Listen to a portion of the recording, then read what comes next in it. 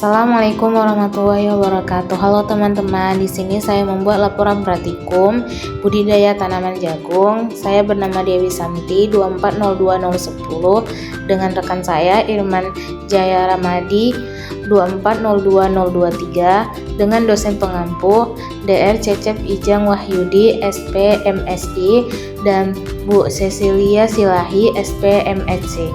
Program Studi Agroteknologi di Institut Teknologi Perkebunan Pelalawan Indonesia.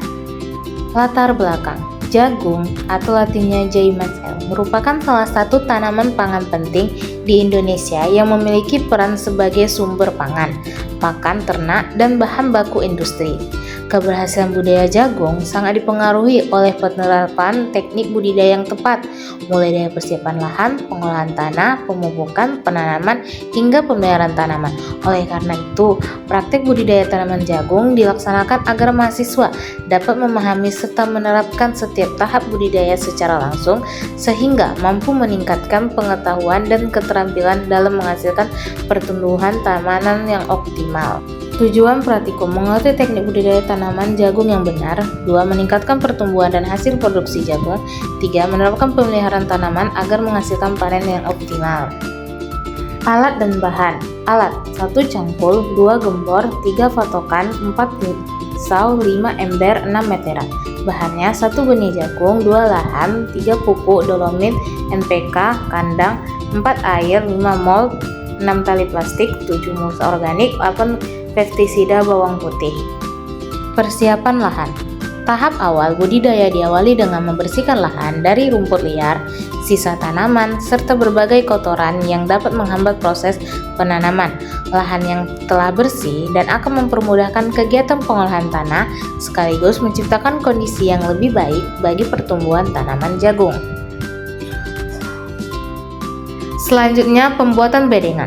Pembuatan bedengan dilakukan setelah proses pembersihan lahan selesai.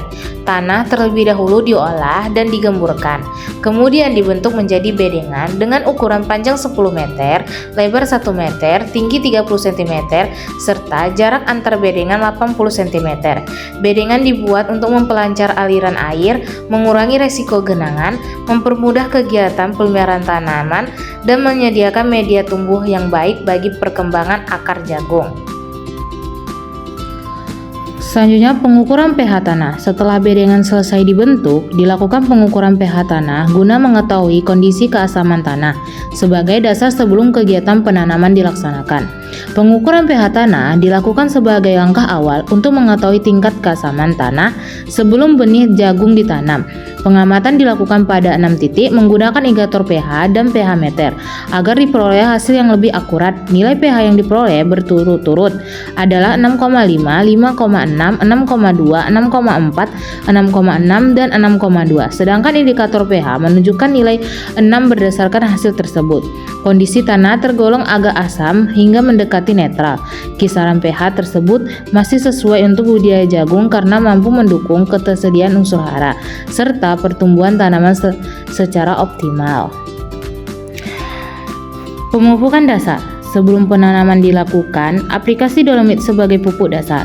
Pemberian dolomit bertujuan untuk menetralkan tingkat keasaman tanah, menambah unsur hara kalsium Ca dan magnesium Mg, serta meningkatkan kualitas tanah agar lebih siap mendukung pertumbuhan tanaman. Pemberian pupuk kandang. Aplikasi pupuk kandang dilakukan untuk menambah kandungan bahan organik di dalam tanah. Selain itu, pupuk kandang juga berfungsi memperbaiki struktur tanah, meningkatkan daya simpan air, dan menyediakan unsur hara yang dibutuhkan tanaman pada fase awal pertumbuhan. Penanaman jagung. Benih jagung ditanam menggunakan pola zigzag dengan jarak tanam 30 cm x 15 cm. Pengaturan pola dan jarak tanaman tersebut bertujuan agar setiap tanaman memperoleh ruang tumbuh, cahaya, air, dan unsur hara yang cukup, sehingga pertumbuhan dapat berlangsung secara optimal. Benih yang digunakan dalam penanaman merupakan benih jagung unggul dengan mutu yang baik.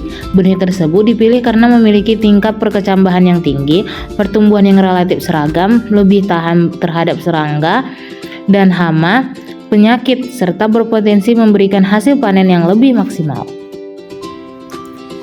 Selanjutnya, pemasangan mulsa organik, yaitu sekam padi.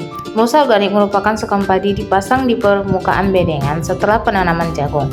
Penggunaan sekam padi bertujuan menjaga kelembapan tanah, menguraikan penguraian air, menekan pertumbuhan gulma, serta membantu menjaga suhu tanah agar tetap stabil. Selain itu, sekam padi dapat diurai secara alami sehingga menambah bahan organik dan memperbaiki kondisi tanah.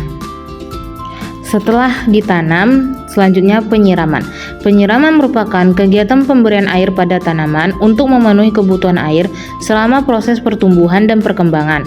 Kegiatan ini bertujuan menjaga kelembapan tanah agar tetap optimal, membantu proses perkembangan benih, dan memperlancarkan penyerapan unsur hara oleh akar, serta mencegah tanaman mengalami kekurangan air yang dapat menghambat pertumbuhan. Penyiraman yang dilakukan secara teratur dan sesuai kebutuhan akan mendukung pertumbuhan tanaman jagung sehingga dapat tumbuh sehat, kuat, dan menghasilkan produksi yang optimal. Ketujuh, pembersihan bedengan dari gulma. Pembersihan bedengan dilakukan dengan mencabut gulma yang tumbuh di sekitar tanaman jagung. Kegiatan ini bertujuan untuk mengurangi persaingan dalam proses air, unsur hara, cahaya matahari, dan ruang tumbuh sehingga tanaman dapat berkembang secara optimal. Selanjutnya, penyisipan. Penyisipan merupakan kegiatan mengganti benih atau tanaman yang tidak tumbuh maupun mati dengan benih baru.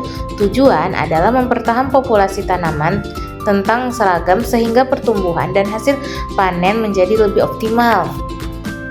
Dan pengukuran parameter pertumbuhan. Pengukuran parameter pertumbuhan dilakukan dengan mengamati tinggi tanaman dan jumlah daun secara berkala. Kegiatan ini bertujuan untuk mengetahui perkembangan pertumbuhan tanaman jagung serta mengevaluasi pengaruh pemeliharaan yang telah dilakukan. Selanjutnya, pemberian pupuk NPK.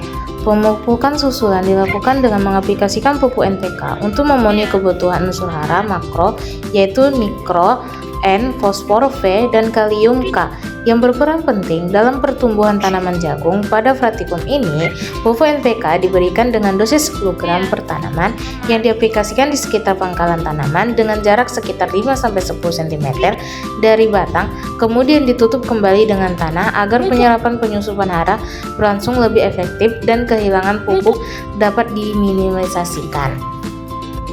Pemberian MOL atau mikroorganisme lokal diaplikasikan pada lahan untuk meningkatkan aktivitas mikroorganisme yang bermanfaat di dalam tanah.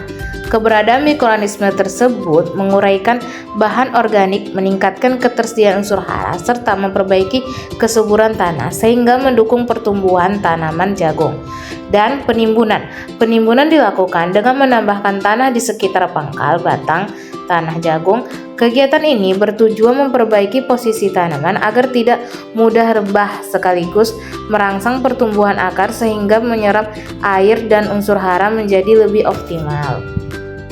Selanjutnya, pemberian pestisida bawang putih. Pestisida nabati berbahan dasar bawang putih diaplikasikan sebagai salah satu upaya pengendalian hama secara ramah lingkungan. Senyawa alami yang dikandungkan dalam bawang putih mampu membantu mengurangi serangan hama sehingga pertumbuhan tanaman tetap terjaga tanpa menimbulkan dampak yang besar terhadap lingkungan. Inilah tanaman jagungnya.